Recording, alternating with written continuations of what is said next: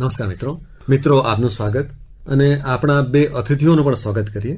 આપણી સાથે આજે છે ડોક્ટર પ્રફુલ્લ નાયક અને મિસ્ટર સંજય ઝા. પ્રફુલ્લભાઈ, સંજયભાઈ, આપને નમસ્કાર. નમસ્તે જી. મિત્રો, દરેકના જીવનમાં અમુક તબક્કાઓ આવતા હોય અને ક્યારેક આપણા જીવનમાં આપણે જેને મેડિકલ ઇમરજન્સી કહીએ એવી પણ પરિસ્થિતિ આવતી હોય અને એ સમયમાં આપણે સૌથી પહેલા ડોક્ટરની પાસે જઈએ અને ઘણીવાર ડોક્ટર પાસેથી અમુક સલાહ પણ મળે અને આપણને એમ થાય કે આ સલાહને આપણે ચકાસીએ પણ ખરા. તો એ સલાહની ચકાસણી માટેનું એક આખું નવું કામ આપણા બંને મહાનુભાવોએ શરૂ કર્યું છે.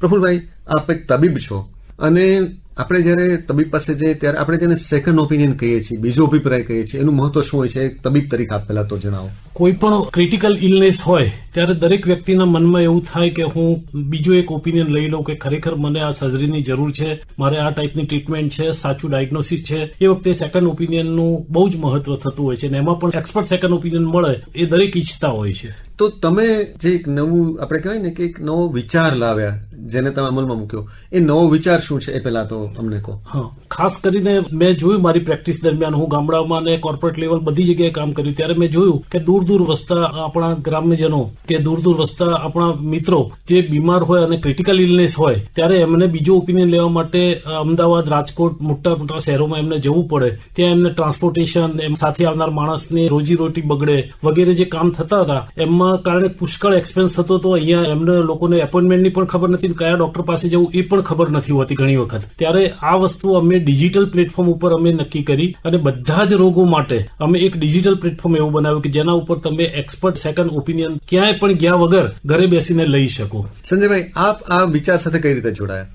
બેઝિકલી મારો બિઝનેસ જે છે એ આફ્રિકાના દરેક કન્ટ્રીઝમાં છે, એશિયાના દરેક કન્ટ્રીઝમાં છે. એટલે મેં એ જોયેલું કે જ્યાં બી દુનિયાનો ખૂણો છે ત્યાં કોઈ ના કોઈ પેશન્ટને તકલીફો પડે જ છે, એમને મહત્વની જાણકારી હોતી જ નથી. અને એમાં બી આફ્રિકામાં તો મલેરિયા જેવી બીમારીમાં બી માણસો મૃત્યુ પામે છે.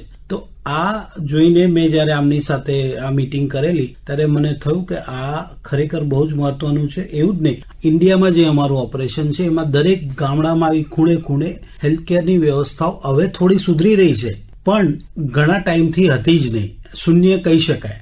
એ વસ્તુને ધ્યાનમાં રાખીને મને થયું કે આ બહુ જ ઇમ્પોર્ટન્ટ છે અને આની ઉપર આપણે જોડાવું બહુ અગત્યનું છે. પ્રફુલ્લભાઈ, કઈ રીતે આપની આ જે વ્યવસ્થા છે કઈ રીતે કામ કરે છે, કઈ રીતે તમે લોકોને મદદરૂપ થાવ છો? અમારા સાથે લગભગ 4000થી વધુ ડોક્ટરોનું ઓલ ઓવર ઇન્ડિયાના ડોક્ટરો અને એબ્રોડના ડોક્ટરો અમારા સાથે નેટવર્કમાં જોડાવેલા છે. જ્યારે કોઈ પણ પેશન્ટને પ્રાઇમરી ડોક્ટરે એક વખત તપાસેલા હોય અને જે કંઈ રિપોર્ટો કરાવ્યા હોય એ બધા જ રિપોર્ટો અમારી વેબસાઇટ ઉપર આ લોકોએ પીડીએફમાં અપલોડ કરવાના હોય છે. અને એ રિપોર્ટોની અમારે સમરી અને એની હિસ્ટ્રી ઉપરથી અમે બ્રીફમાં હિસ્ટ્રી લેતા હોઈએ છીએ. બધી જ હિસ્ટ્રી ઉપરથી અમે એક આખી સમરી બનાવીને જે તે સ્પેશિયાલિસ્ટ ને અમે મોકલી આપીએ. એ અમારી ટીમ કરતા હોય છે અને 24 થી 72 કલાકમાં જે તે ડોક્ટર હોય એ એનો રિપોર્ટ આપી દે કે ભાઈ આ સો એન્ડ સો ડાયગ્નોસિસ છે, એની લાઇન ઓફ ટ્રીટમેન્ટ આ હોઈ શકે. એવી રીતે કામ કરી રહ્યા છે. સંજયભાઈ, આપ તો આ વ્યવસાય સાથે બહુ ડીપ રીતે જોડાયેલા છો. હવે સવાલ એ થાય કે પેશન્ટની આઈડેન્ટિટી જાળવવી અથવા તો રિવીલ કરવી એ બહુ મહત્વની હોય છે, તો એમાં આપ કઈ રીતે કામ કરો છો? એઝ પર ઇન્ટરનેશનલ લો બી એવું છે કે ડોક્ટરની બી આઈડેન્ટિટી ના આપી શકાય અને પેશન્ટની કોઈ બી રોગને તમે બહાર ના પાડી શકો. એના માટે અમે બહુ સ્પેસિફિક રાખ્યું છે. આની અંદર અમે પેશન્ટને એક આઈડેન્ટિફિકેશન નંબર આપી દઈએ છીએ. બરાબર. એનો જે બી રેકોર્ડ છે એમાં પેશન્ટનું નામ અને જે તબીબ એમને ચકાસવાના છે એમને બી પેશન્ટનું નામ અને એની ઉંમર જ જણાવવામાં આવે છે. એની કોઈ કોન્ટેક્ટ ડિટેલ્સ નથી આપવામાં આવતી. એ જ રીતે જે ડોક્ટર છે એની બી આઈડેન્ટિટી અમે પેશન્ટ સુધી પહોંચાડતા નથી. ફક્ત એમનો જે રિપોર્ટ ઉપરથી જે રિપોર્ટ આવે છે એ અમે એમને આપીએ છીએ અને એની ઉપરથી આગળની કાર્યવાહી નક્કી થાય છે. પ્રફુલ્લભાઈ, આપણે જયારે પરીક્ષણોની વાત કરીએ તો એક વખત પરીક્ષણો થઈ ગયા હોય તો એ પરીક્ષણોને આધારે જ તમારા તો ડિસિઝન લે છે કે જરૂર પડે તો બીજી વાર પણ પરીક્ષણો કરવામાં આવે છે? બહુ સરસ સવાલ કર્યો આપે. મેં એક વખત જેટલા ઇન્વેસ્ટિગેશન કે જે પરીક્ષણો થઈ ગયા હોય એ તો હોય જ છે. ડોક્ટરને એમ લાગે જોયા પછી કે હજી વધારે બીજા કઈ પરીક્ષણોની જરૂર છે તો એમાં ઓપ્શન છે અને જે તે ડોક્ટર હોય એ સજેસ્ટ કરી શકે કે ભાઈ તમારે આ વધારાનું એક પરીક્ષણ કરવું છે અને એ પરીક્ષણ થઈને પછી પાછું ફરીથી રિપોર્ટ અપલોડ થાય ત્યાર પછી ડોક્ટર એનો રિપ્લાય આપી શકે છે, એટલે ડિટેલમાં એનો જવાબ લખી શકે છે. એટલે એક રીતે જોઈએ તો મોટાભાગના કિસ્સામાં માનીએ કે જે એક્સપર્ટ ડોક્ટરે જે અભિપ્રાય આપ્યો હોય એને તમે ચકાસો અને એને આધારે તમે ફરી આગળની લાઈન ઓફ ટ્રીટમેન્ટ તમે. ચોક્કસ એવી રીતે જ થાય છે કે આગળની કેવી રીતે લાઈન ઓફ ટ્રીટમેન્ટ કરવી બરોબર. એમાંથી ઘણા બધા કેસને ફાયદો પણ થયો છે. હું એક તમને એકાદ બે ઉદાહરણ આપી શકું. બરોબર. કે ભાવનગરના એક પેશન્ટ હતા, એમને કિડનીમાં એક ગાંઠ હતી. ત્યાંના ડોક્ટરે એવું સજેસ્ટ કરેલું કે તમને કેન્સર છે અને લગભગ 2-2.5 લાખ રૂપિયાનો ખર્ચો સર્જરીમાં થશે. એને એક્સપર્ટ સર્કલ ઓપિનિયન પર એ લોકો આવ્યા અને મેં એમને મોકલી આપ્યું જે તે સ્પેશિયાલિસ્ટને. તો એમને એવું જ કહ્યું કે ભાઈ આ કેન્સર નથી, ખાલી પાણીની ગાંઠ છે અને તમારું 40-45 હજાર રૂપિયાના ખર્ચામાં બધી આ ગાંઠ નીકળી શકે એવું છે. આજે પેશન્ટને આર્થિક રીતે તો ફાયદો થયો, પણ કેન્સર કહીને જે ઘરનું ફેમિલી આખું ટેન્શનમાં હતું એમાંથી પણ આ મુક્ત થઈ શક્યા. એટલે એક્સપર્ટ ઓપિનિયનની સાચી ઉપયોગિતા આવી જગ્યાએ ઘણી બધી હોય છે, કેન્સરની બાબતમાં તો ખાસ. બરોબર. સંજયભાઈ, કયા પ્રકારના શારીરિક તકલીફો એટલે કયા પ્રકારના રોગોના ઓપિનિયન્સ તમે આપો છો? અમે કાર્ડિયક પ્રોબ્લેમથી લઈને ઓન્કોલોજી, ઇવન સામાન્ય રોગો જે છે મલેરિયા, ફાલ્સીફરેમ મલેરિયા, ત્યાં સુધીના બધા ઉપરની ટ્રીટમેન્ટની લાઈન ટ્રીટમેન્ટ આપીએ જ છે.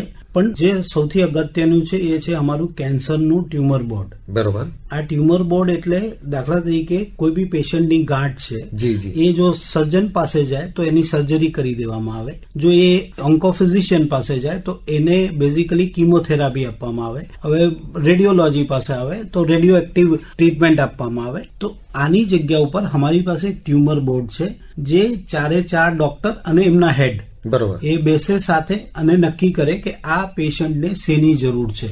એટલે પેશન્ટ ખોટી કાપીમાંથી બી બચી શકે અથવા જે રાઈટ ટ્રીટમેન્ટ છે એની ઉપર જઈ શકે. એના લીધે એની ટોટલ ટ્રીટમેન્ટની કોસ્ટ બી ઘટે અને સમય બી ઘટે. બરોબર. અને પેશન્ટના બચવાના ચાન્સીસ વધી જાય. એટલે પ્રોટોકોલ એક આખો નક્કી થાય, ટ્રીટમેન્ટ એક આખો પ્રોટોકોલ નક્કી થાય. બરોબર. કે પહેલી ફર્સ્ટ રેડિયોથેરાપી આપવી, કીમો આપવી કે સર્જરી કરવી, અને એના પછીની સિક્વન્સીસ આખી નક્કી થાય છે. અને પછી એને ટ્રીટમેન્ટ હોય પ્રોટોકોલ પ્રમાણે આપીએ તો એની રાઈટ ટ્રીટમેન્ટ હોય છે. અને WHO પણ એનું રેકોમેન્ડેશન કરે છે કે આ ટ્યુમર બોર્ડ હોવું જોઈએ. અમારા પાસે આ ડિજિટલ ટ્યુમર બોર્ડ છે. પ્રફુલભાઈ, એટલે એનો અર્થ એવો થયો કે ખાસ કરીને જે સામાન્ય પેશન્ટ છે એમની સમજણ માટે આપણે થોડી વધુ વિગત વાત કરીએ કે દરેક પેશન્ટ માટે લાઇન ઓફ ટ્રીટમેન્ટ અલગ અલગ હોય છે, ખાસ કરીને કેન્સરની આપણે જયારે વાત કરીએ છીએ ત્યારે. હા, એટલે કોઈ પણ દાખલા તરીકે કેન્સરનું પેશન્ટ છે તો એની ટ્રીટમેન્ટ અકોર્ડિંગ ટુ ધ ટ્યુમરની સાઇઝ કઈ છે, કઈ જગ્યાએ લોકેશન છે, બીજા કોઈ અંગો આજુબાજુના ઇન્વોલ્વ થયા છે કે નહીં, પેશન્ટની શારીરિક સ્થિતિ શું છે, બીજા કોઈ રોગો સાથે છે કે નહીં, આ બધા ઉપરથી નક્કી થતું હોય છે. કોઈ એક પેશન્ટની ટ્રીટમેન્ટ એક બીજા પેશન્ટ માટે બેઠી ના આવી શકે, એના પ્રોટોકોલ નક્કી કરવા પડતા હોય છે. અને એમાં આપણું આ ટ્યુમર બોર્ડ બહુ મહત્વની કામગીરી કરે. ટ્યુમર બોર્ડ અને બધી હોસ્પિટલમાં ટ્યુમર બોર્ડ હોય જ છે, મોટી હોસ્પિટલોમાં. પણ વસ્તુ એ છે કે આ ડિજિટલ, અહીંયા પેશન્ટને પોતાને જવાનું નથી હોતું, માત્ર પોતાના રિપોર્ટ અપલોડ કરીને અમારું ડિજિટલ ટ્યુમર બોર્ડ નક્કી કરતું હોય છે. સંજયભાઈ, હવે જે સૌથી મહત્વની વાત, આ ફાઇનાન્શિયલી તમે કઈ રીતે આ તમારું આખું જે સેટઅપ છે કઈ રીતે ચલાવો છો? અમે બહુ નોમિનલ ચાર્जेस ઉપર આ કાર્ય કરી રહ્યા છીએ. એક લિમિટ રાખેલી છે અમે, કારણ કે આની અંદર બહુ ટોપના ડોક્ટર્સ ઇન્વોલ્વ છે, એટલે અમારે એમને ફીસ આપવી જ પડે. એટલે અમે બહુ નોમિનલ ફીસ લઈને આ કામ કરીએ છીએ. ઓનલાઈન પેમેન્ટ કરવાનું હોય છે, સાદું પેમેન્ટ હોય છે, અને એની ઉપરથી અમે એમને બધા રિપોર્ટ્સના જવાબ આપતા હોઈએ છીએ. પ્રફુલભાઈ, ઘણીવાર આપણને એવું લાગે કે આ જે દર્દી છે એ ખરેખર જરૂરિયાતવાળો છે, તો એમને તમે કઈ સહાય કરો છો? હા, ચોક્કસ. અમારા પાસે ઘણા બધા ઓપ્શન છે. એ પ્રમાણે પેશન્ટની જરૂરિયાત પ્રમાણે એને ફ્રી ઓફથી માંડીને એની પોતાની ટોટલ ફ્રી સુધીમાં ગમે ત્યાં અમે સેટ કરી શકતા હોઈએ છીએ. અમે ડોક્ટરોને પણ રિક્વેસ્ટ કરી શકતા હોઈએ છીએ અને એ રીતે ચાલી શકતું હોય છે કે જેથી આર્થિકમાં બહુ બોજો ના પડી શકે. અમારી પાસે ઘણા ડોનેશન્સ બી આવે છે જે અમે પેશન્ટને પાસ આઉટ કરીએ છીએ. બેઝિકલી એમને ₹0 ટ્રીટમેન્ટમાં બી થાય છે. સંજયભાઈ, ખાસ કરીને જે વિદેશના જે પેશન્ટ્સ છે, જે દર્દીઓ છે, એમને તમારી સેવાઓ કઈ રીતે ઉપયોગી થઈ રહી છે એની પણ થોડી વાત કહેશો? આપણે સિમ્પલ ડેન્ટલ ઇશ્યુઝને જ લઈને વાત કરીએ કે એક પેશન્ટ છે જેને દાંતની કંઈક તકલીફ થઈ છે, એના માટે ફોરેન લેન્ડ ઉપર 6 મહિનાનું વેઇટિંગ પીરિયડ છે જસ્ટ બતાવવા જવા માટે. હવે આજે મારી દાઢ દુખતી હોય તો આજે મને ટ્રીટમેન્ટ જોઈએ કે 6 મહિના પછી જોઈએ? એટલા માટે આ બહુ જ સારું છે. હવે દાખલા તરીકે ત્યાં ઇમ્પ્લાન્ટ્સ બી થાય છે. ત્યાં એક ઇમ્પ્લાન્ટની કોસ્ટ $3,000 થી $5,000 છે, જેની અંદર અહીંયા આપણા હિન્દુસ્તાનમાં સારા ડોક્ટરો ફક્ત 32 દાંત ઇમ્પ્લાન્ટ કરી આપે છે. એટલામાં શું વાત છે! તમે વિચાર કરો કેટલું પેશન્ટનું પૈસા બચે. એમાં આવવા જવાની બી ટ્રીટમેન્ટ થઈ જાય, ટિકિટ બી થઈ જાય અને બધું થઈ જાય અને શાંતિથી ઘરે જઈ શકે છે પેશન્ટ અને બહુ સુખી. આવા અમારા ઘણા પેશન્ટો US, UK, ફિલિપિન્સથી આવ્યા છે જેને અમે મદદરૂપ થઈ શક્યા છીએ. એટલે આ બાને અમે મેડિકલ ટુરિઝમ પણ ડેવલપ કરી રહ્યા છીએ. આપણા ઇન્ડિયામાં મેડિકલ ટુરિઝમ પણ એક્સપર્ટ સેકન્ડ ઓપિનિયનના માધ્યમથી આપણે કરી રહ્યા છીએ. એ બહુ મહત્વની બાબત બની. અને અમે એવું નથી કે અમારા લાભ માટે આ કરી રહ્યા છીએ. અમે પેશન્ટોને ગવર્મેન્ટ હોસ્પિટલમાં બી રિફર કરીએ છીએ. દાખલા તરીકે આપણા ત્યાં ગુજરાતમાં લાલજી મુલજી કરીને નડિયાદમાં બહુ સારી કિડની ટ્રાન્સપ્લાન્ટિંગ યુનિટ છે, એમાં અમે રિફર કરેલા છે. સિવિલ આઈકેડી આઈઆરસી કરીને છે, એમાં બી રિફર કરેલા છે. એટલે બેઝિકલી પેશન્ટ ફ્રેન્ડલી પ્લેટફોર્મ છે. સસ્તામાં સસ્તી અને સારામાં સારી ટ્રીટમેન્ટ મળે એ અમે એટલે જયારે પેશન્ટ પૂછે કે અમારે ટ્રીટમેન્ટ ક્યાં કરાવી, ત્યારે અકોર્ડિંગ ટુ ધેર બજેટ, એમનું કયું બજેટ છે એ પ્રમાણે અમે હોસ્પિટલ સજેસ્ટ કરતા હોઈએ છીએ. બાકી અમે એક્સપર્ટ ઓપિનિયનમાં કોઈ જગ્યાએ જવું એવું અમે કોઈ દિવસ સજેસ્ટ નથી કરતા. બહુ જ સરસ. તો શ્રોતા મિત્રો, આપણા આ બે મિત્રો છે ડોક્ટર પ્રફુલભાઈ નાયક અને સંજયભાઈ ઝા, એક બહુ જ ઉમદા કાર્ય કરી રહ્યા છે. અને એક રીતે જોઈએ તો એક સેવાનું કાર્ય પણ કરી રહ્યા છે. કારણ કે દરેક વખતે આપણે માનીએ છીએ કે મોટાભાગે જયારે કોઈ એવી મેડિકલ ઇમરજન્સી આવે, જયારે તબીબી ક્રિટિકલ પરિસ્થિતિ આવે, ત્યારે આપણને એવું થાય કે આપણે એક તબીબની ઓપિનિયનને આપણે બીજી વખત એને આપણે બીજા તબીબનો પણ ઓપિનિયન લઈએ અને પછી આગળ વધીએ. ખાસ મારે એ કહેવાનું કે એક વખત આર્મીના જે સિયાચીન અને જે દૂર દૂર બોર્ડર પર રહેલા હોય છે એમને તો અમે ટોટલ ફ્રી કરતા હોઈએ છીએ, પણ એ લોકોને પણ આ એટલી બધી સર્વિસ ગમે છે. કારણ કે ત્યાં લોકોને મેડિકલનું તાત્કાલિક સારવાર કે કશું મળી નથી શકતું, ત્યારે લાઇન ઓફ ટ્રીટમેન્ટ માટે આર્મી માટે પણ અમે ટોટલી કોઈ પણ ચાર્જ લેતા નથી આર્મીના ઓન ડ્યુટી પર્સન માટે. તો એ પણ અમે ત્યાં આગળ આપના માટે પણ ઉપયોગી છે. એટલે બોર્ડરના ગામો અને બોર્ડરના લોકો માટે પણ આ બહુ ઉપયોગી વસ્તુ છે. ફરીવાર સંજયભાઈ ઝા અને ડોક્ટર પ્રફુલભાઈ નાયક, આપ એક બહુ જ ઉમદા કાર્ય કરી રહ્યા છો અને એ કાર્ય આપ લોકોની મદદરૂપ થવાના ભાવના સાથે પણ કરી રહ્યા છો. તો આપણે એવું ઈચ્છે કે લોકોને આપની જરૂરિયાત ઓછી પડે, પણ જેમને જરૂરિયાત પડે એને આપ મદદરૂપ થઈ શકો એવી આપને શુભેચ્છા અને આપનો આભાર. આભાર. Thank you so much. Thank you.